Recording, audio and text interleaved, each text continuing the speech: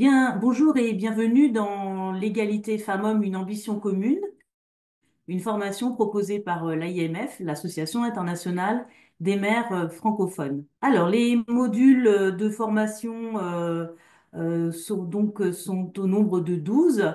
Nous sommes dans la partie 1, ce qu'il faut savoir avant de commencer, et nous sommes dans le module 2, maîtriser les enjeux de genre dans les politiques publiques.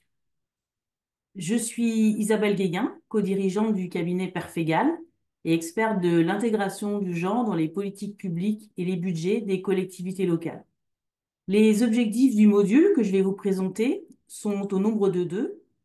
On va travailler sur la compréhension des enjeux de l'intégration du genre dans les politiques publiques et ainsi que la maîtrise du cadre international sur ce champ. Dans le module précédent, vous avez vu comment les inégalités femmes-hommes se fabriquaient et quelles étaient les principales inégalités. Dans ce module, nous allons montrer que ces inégalités ont des incidences sur les politiques publiques et que réciproquement, les politiques publiques ont elles aussi un impact sur les inégalités de genre. Nous expliquerons pourquoi il est important d'adopter une approche intégrée du genre dans les politiques publiques pour un développement durable. Nous verrons aussi que cela permet de se conformer au cadre international de l'aide au développement. Et enfin, nous terminerons par une synthèse des points clés à retenir ainsi que vos témoignages. Dans cette première partie, nous allons voir que les inégalités de genre et les politiques publiques s'impactent réciproquement. Les politiques publiques mises en œuvre par les municipalités sont censées, dans leur grande majorité, s'adresser autant aux femmes qu'aux hommes. On entend souvent dire alors que les politiques publiques s'adressent à tous et toutes, qu'elles sont neutres. Toutefois, diverses études ont montré que les politiques publiques ne sont pas neutres du point de vue du genre. Leur mise en œuvre, leur efficacité, leur performance peuvent être impactées par les inégalités de genre. Ainsi, le manque de ressources financières, les rôles sociaux, le niveau d'éducation, les freins à l'accès à la mobilité et à l'information dont a parlé Claudie dans le premier module, ainsi que les caractéristiques physiologiques conduisent à ce que les besoins des femmes et des hommes, des filles et des garçons ne sont pas souvent les mêmes. Ces éléments peuvent aussi entraver l'accès des femmes aux services proposés par les municipalités, comme les cours de soutien scolaire, les activités sportives ou culturelles. Si les inégalités ont des impacts sur les politiques publiques ont aussi des impacts sur les inégalités de genre. On peut constater trois types d'impacts. Les politiques publiques peuvent aggraver les inégalités, elles peuvent perpétuer les inégalités et enfin lutter contre les inégalités. C'est ce que nous allons voir dans les prochaines slides. Quand les politiques sont aveugles aux inégalités, cela veut dire que la question et les problématiques de genre sont souvent ignorées et cela peut aggraver les inégalités de genre. Cet aveuglement conduit donc à nuire à l'égalité femmes-hommes. Par exemple, de nombreuses municipalités développent une politique de soutien à l'entrepreneuriat et à la formation dans le champ du numérique via la création d'un incubateur de start-up numérique que l'on appelle aussi Fab Lab. Ce projet, s'il ne prend pas en compte les questions de genre, peut conduire à renforcer les capacités d'entrepreneuriat et de formation des hommes et des garçons, et ce faisant, à aggraver les écarts entre les femmes et les hommes en matière d'opportunités, d'autonomisation économique et de formation. En effet, les stéréotypes de genre sur les métiers, qui conduisent à penser que les métiers techniques sont plus masculins et les métiers du soin sont féminins, peuvent éloigner les filles de ces opportunités de formation et d'entrepreneuriat dans le secteur numérique. Elles peuvent aussi, pour les plus jeunes, rencontrer des difficultés à accéder aux lieux de formation parce qu'ils sont mixtes et que leur famille s'oppose à leur fréquentation des lieux mixtes. Les politiques et les projets aveugles au genre peuvent aussi ne pas avoir d'effet sur les inégalités, juste les perpétuer. Par exemple, dans le champ de l'éducation, les municipalités planifient avec l'État la création d'écoles primaires afin de permettre à toute une classe d'âge d'enfants d'accéder à une éducation de base. Théoriquement, cela permet l'accès de tous les enfants, garçons et filles. Néanmoins, on constate dans de nombreux pays du Sud que les filles ont moins accès à l'école. Les familles, pour des raisons économiques et culturelles, peuvent privilégier l'accès à l'éducation des garçons. Donc, créer une école sans tenir compte de ces éléments contribue à perpétuer les inégalités, sans les aggraver, à les acter, à considérer que c'est ainsi. Enfin, les politiques publiques peuvent contribuer à réduire les inégalités femmes-hommes, à améliorer notamment la situation des femmes et des filles. C'est le cas, certes, des politiques dédiées à l'égalité femmes-hommes, même s'il faut encore garantir leur efficacité et leur impact sur la réduction des inégalités. Mais toutes les politiques, dans quasiment tous les secteurs, peuvent contribuer à lutter contre les inégalités. Pour cela, il faut tenir compte des questions de genre et des freins spécifiques des femmes et des hommes dès le diagnostic et à toutes les étapes, ce que nous détaillerons dans les modules à venir.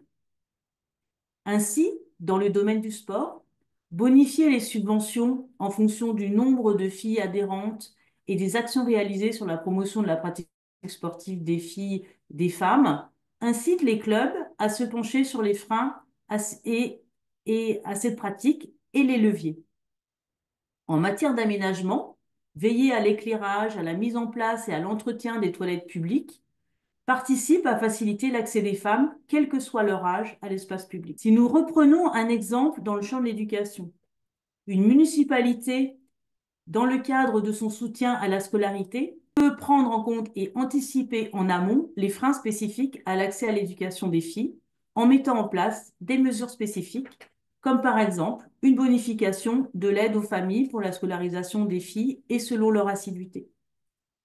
En ce qui concerne le soutien à la création de Fab Lab, pour reprendre l'exemple de tout à l'heure, pour l'entrepreneuriat dans le secteur du numérique, la municipalité peut soutenir la mise en place d'ateliers pour les classes primaires ou secondaires, ainsi que des ateliers pour des jeunes déscolarisés avec la recherche d'une participation paritaire des filles et des garçons.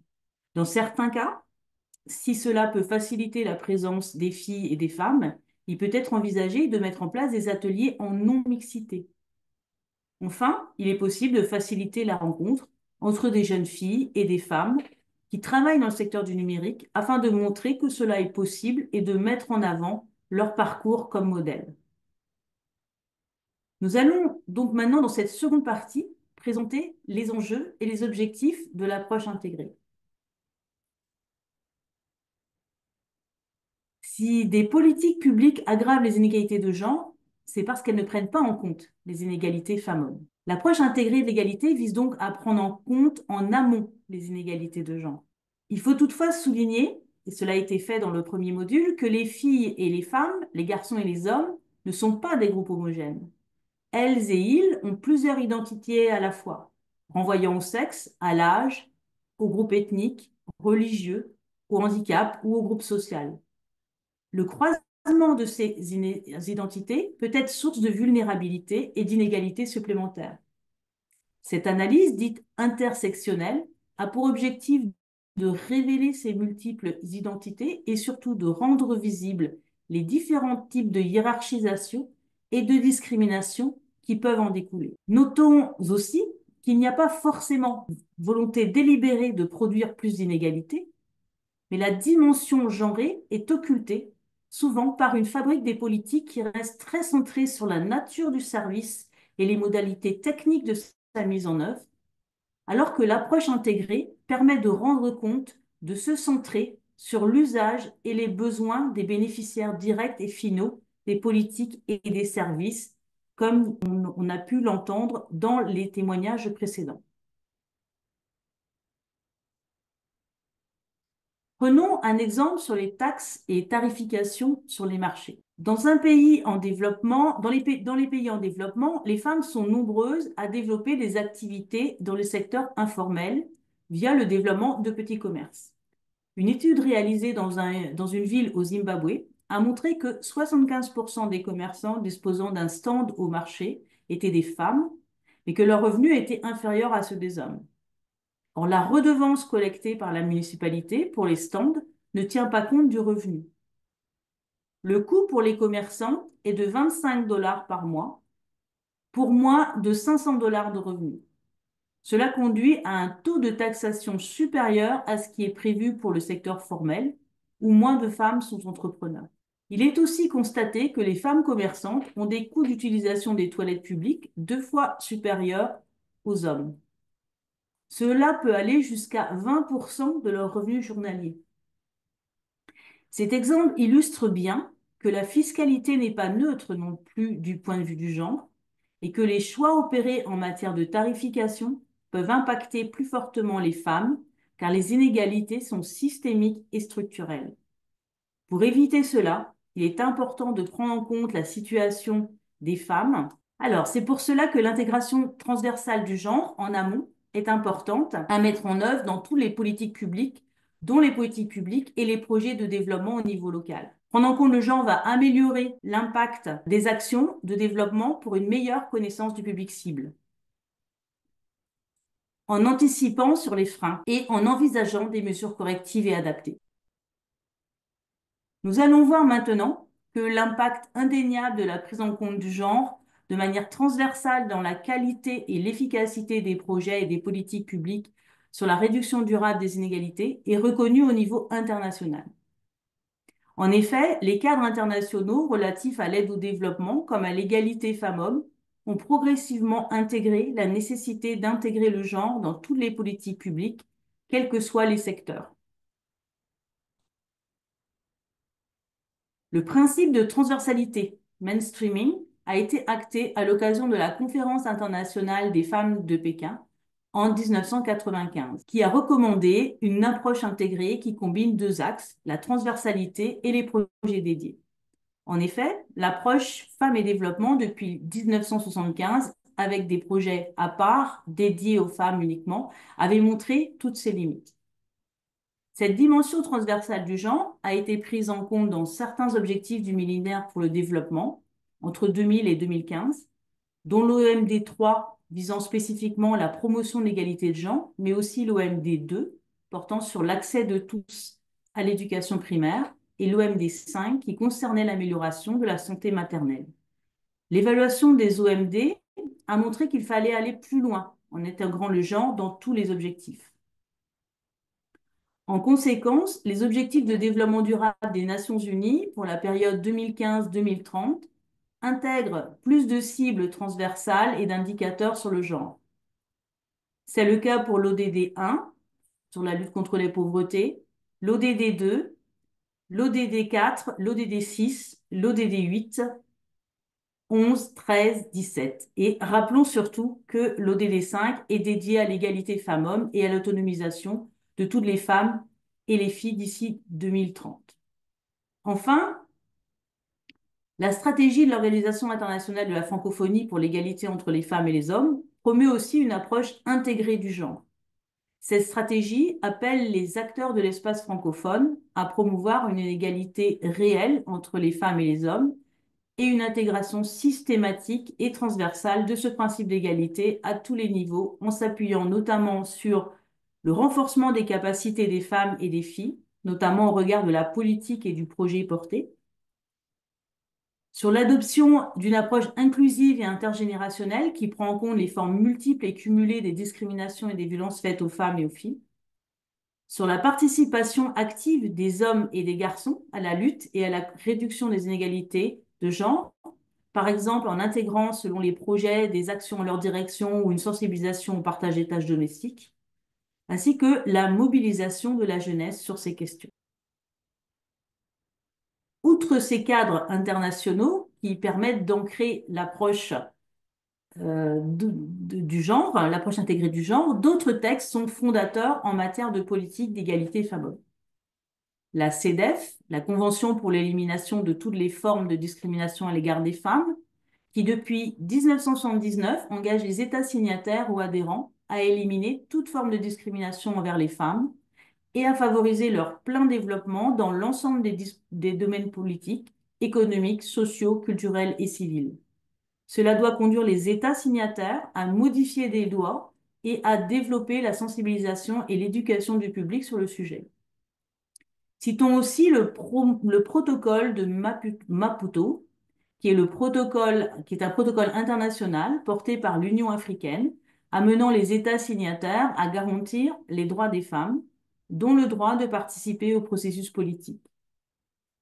L'égalité sociale avec les hommes, une autonomie améliorée dans leurs décisions en matière de santé et la fin des mutilations génitales féminines.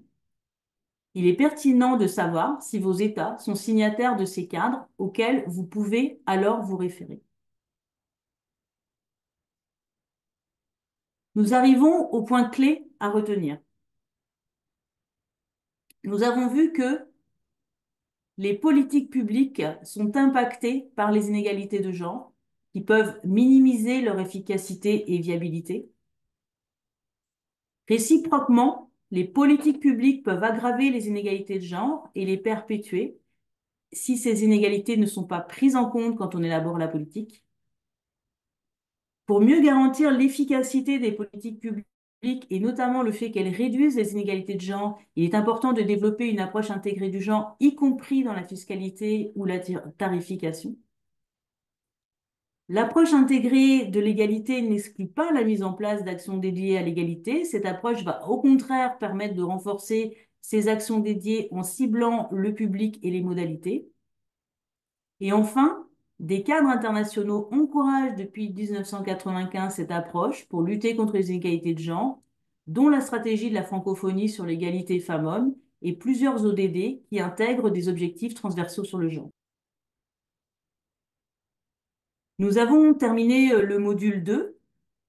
Comme on vous l'indiquait, il ne faudra pas oublier de faire le quiz. Il faudra aussi penser à vous inscrire sur la plateforme IMF si vous voulez obtenir un certificat de participation pour cette formation et pour accéder à d'autres ressources. Et dans le prochain module, nous allons voir comment et avec quels outils prendre en compte le genre de manière transversale dans les politiques, dans les projets et les politiques publiques des municipalités.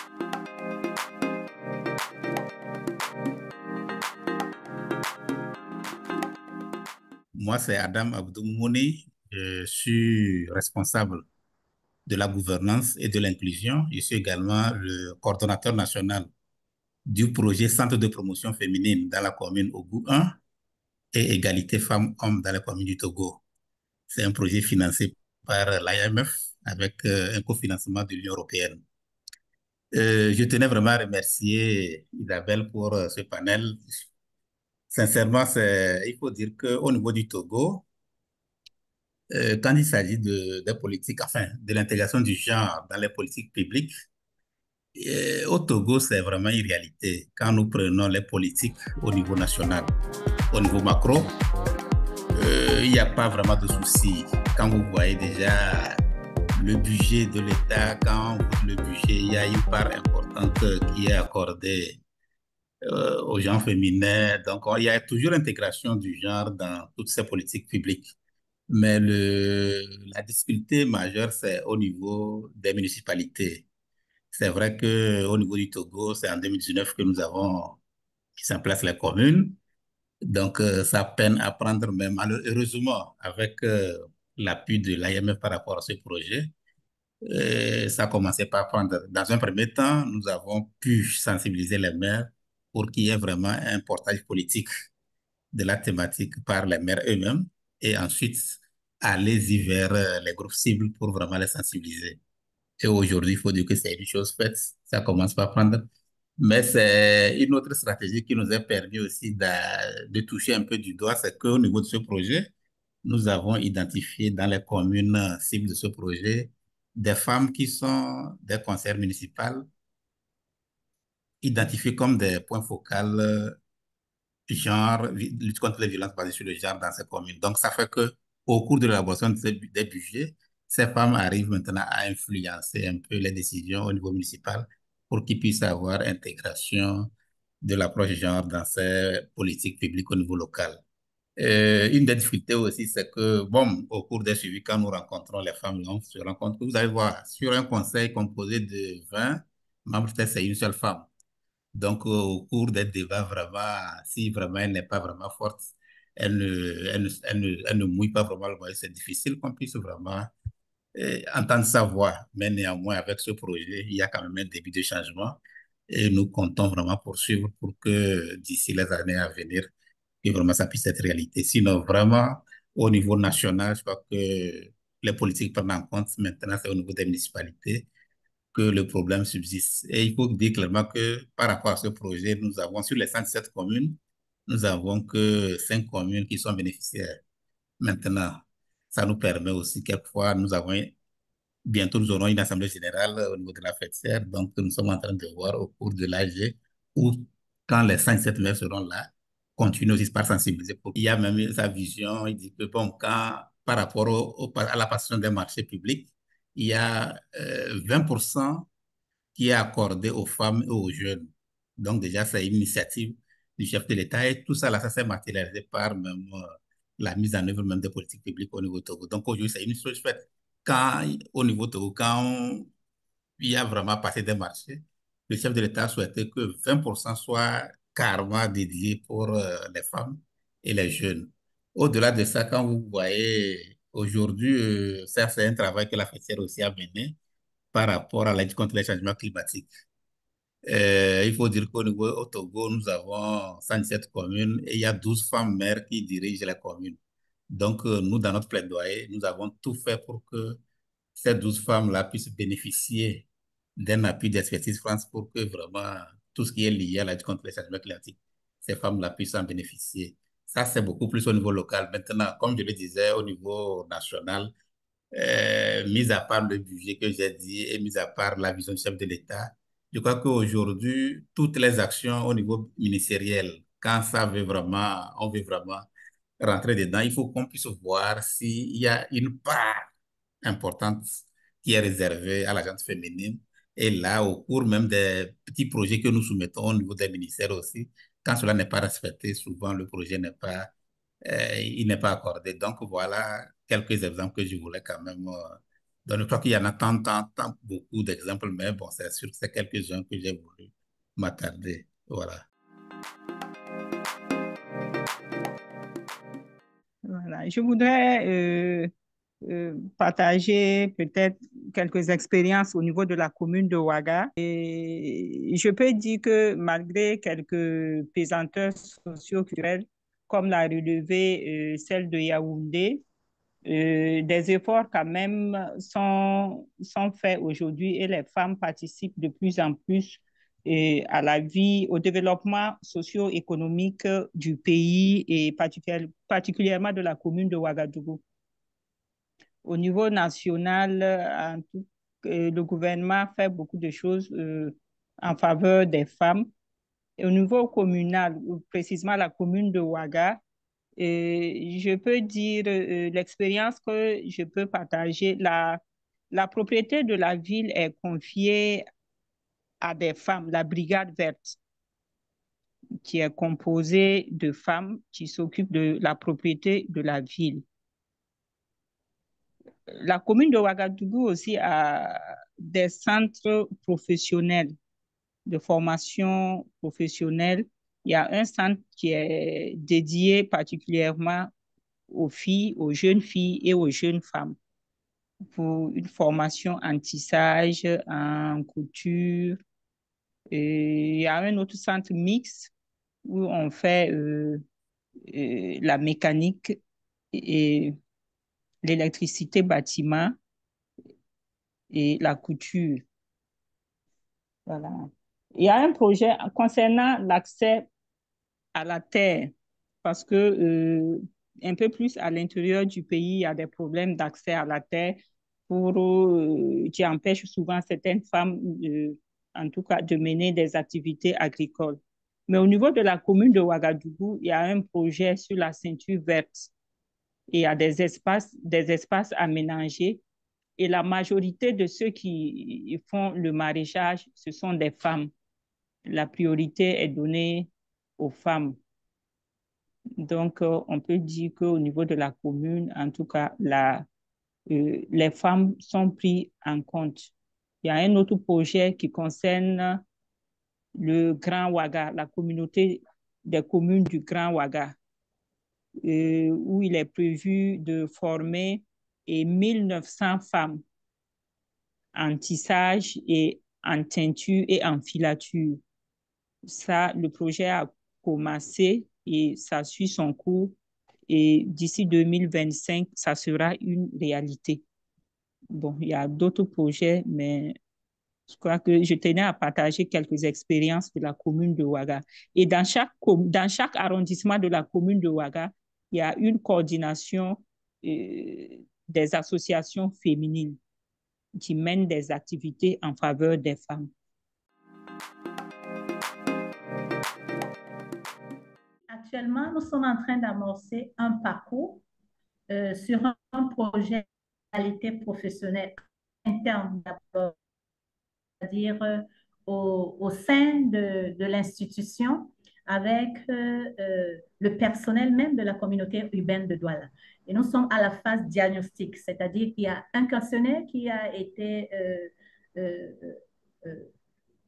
présenté aux différents personnels pour répondre, pour donner leur point de vue par rapport à cette inégalité en ce qui concerne les salaires, en ce qui concerne le temps de travail, en ce qui concerne les recrutements, en ce qui concerne même les critères de recrutement d'une manière générale et en ce qui concerne les postes de travail, genre hommes et femmes.